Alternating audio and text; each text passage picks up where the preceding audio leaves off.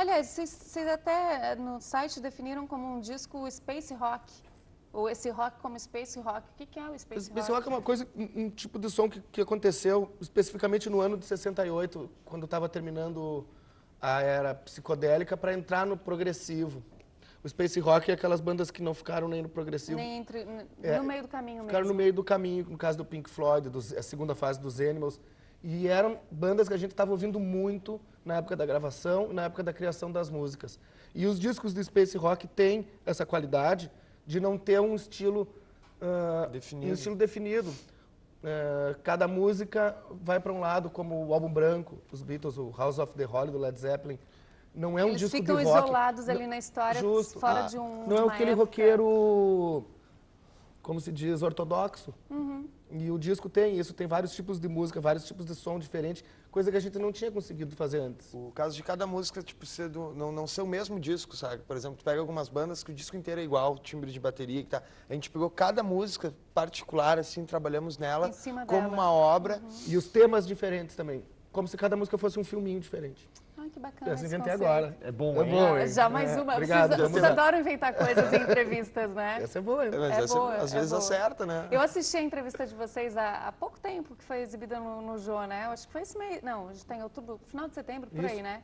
Assisti, vocês contaram uma passagem que eu queria que vocês contassem para quem não assistiu, que era que vocês ficaram conhecidos em São Paulo num momento, no início da carreira, com uma banda de rock que se ensanguentava no palco. Como é que é essa história? Não, nós tínhamos uma presença de palco meio The Who, que é uma banda que é nossa influência também. E o Gross, ele jogava guitarra pra cima. Na época as guitarras eram bagaceiras nossa, na época. Hoje não jogaria as guitarras mais caras e tal. Só que numa dessas acabou caindo na minha cabeça. Eu não gostei nada, só que eu continuei tocando. Só que quando eu me virei pro baterista, ele falou: Beto, tu tá sangrando, tu tá num mar vermelho de sangue. Eu botei a mão no meu rosto, eu vi que eu tava sangrando muito. No palco, mas a adrenalina do show não me abateu. Por causa da adrenalina, eu queria continuar cantando. E a gente acabou fazendo mais 3 músicas.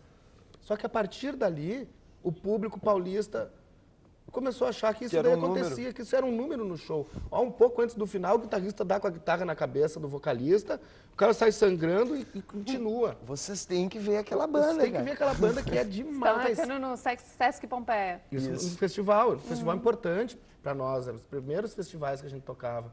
A banda que tocava depois eram os Los Hermanos, tocaram num palco ensanguentado. Então...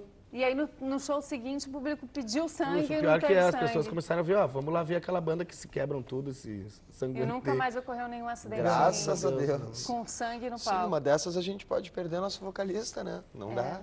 Não Podia dá. começar. E se o pianista começa a jogar as coisas pra cima? É verdade, a guitarra O ainda. baterista, melhor assim. Agora, meninos, um traço inconfundível de vocês é o sotaque gaúcho. Vocês são uma banda de rock gaúcho e cantam com sotaque gaúcho, o que não é muito comum no cenário nacional, porque a gente até conversou aqui antes nos bastidores, a partir de um certo momento, de um certo reconhecimento nacional, as bandas ficam uniformes, né? Parecem que todas saíram do Rio e São Paulo, embora tenham vindo de diversos cantos do Brasil. É de propósito ou vocês não conseguem fazer de outro jeito? A gente não consegue fazer de outra maneira. Pode ter certeza. Nunca houve nenhum pedido de produtor, Não. Porque até isso caracteriza um pouco o nosso som. E a gente sempre teve liberdade artística. E, por exemplo, a respeito do sotaque, pensando esses dias sobre isso, estava pensando, é inevitável, não tem como... Seria, tipo, a gente estaria forçando se a gente não estivesse fazendo as coisas naturalmente, assim, da maneira que a gente é. E, por exemplo, tu pega as bandas, é a mesma coisa que tu pegar as bandas americanas e as bandas inglesas, tu vai notar um sotaque. Tem um sotaque, mas no Brasil isso não acontece, né? A gente pega uma cantora que vem lá de Goiás e ela canta como uma que veio de São Paulo. Talvez os nordestinos mais regionalistas mantenham um sotaque, mas o rock nordestino é um rock paulista, em termos de sotaque, né? E o rock acaba sendo universal também, sabe?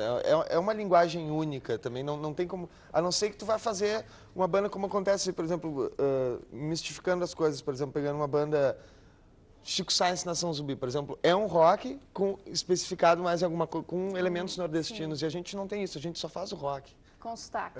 E o sotaque vem sem querer. A gente mora há 6 anos em São Paulo, mas a gente entra num táxi, eu quero ir lá pra Alameda Santos, o cara... você é do Inter ou do Grêmio? Sabe? Nem pergunta nem se é gaúcho, é muito... Bom, a gente não perde, a gente sempre volta para Porto Alegre. acontece isso até com os manezinhos. A gente chega lá falando em São Paulo com sotaque de manezinho, eles perguntam se a gente é gaúcho. Ainda acontece isso, né? É verdade. As pessoas confundem um pouco. Como é que vai ser o show de daqui a pouquinho no John Bull? Bom, o repertório, né? É uma cidade que a gente toca no mínimo 2 vezes por ano, então a gente pode brincar mais. As pessoas aqui em Florianópolis acompanham Cachorro Grande desde o primeiro disco. Pessoas Sabe? que conhecem a trajetória Quando a de banda vocês. estava gatinhando, já tinha lá 30 pessoas nos assistindo. Então, poxa, só temos que parabenizar a galera e agradecer. Mas, ao mesmo tempo, a gente pode brincar mais no repertório. Porque as pessoas que viram aqueles shows não precisam muito ver os grandes clássicos nossos, tipo Que Loucura, Sinceramente. Tem gente que já está enjoado. Na cidade que a gente vai tocar uma vez por ano, a gente faz repertório mais comercial. Mas aqui a galera conhece mais nós, a gente pode tocar músicas mais lá do B, que fazem que a gente se sinta melhor no palco. E dando ênfase no disco novo, a gente vai tocar mais de meio disco aqui. E essa é a novidade para Florianópolis, não tocamos nada desse disco no último show.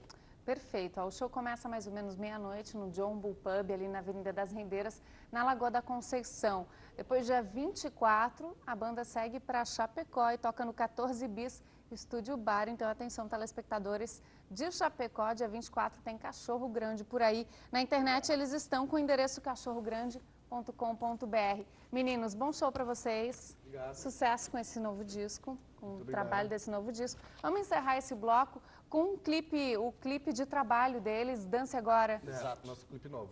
Clipe novo de Cachorro Grande que toca daqui a pouquinho no John Bull Pub em Florianópolis. Estúdio 36 volta logo logo.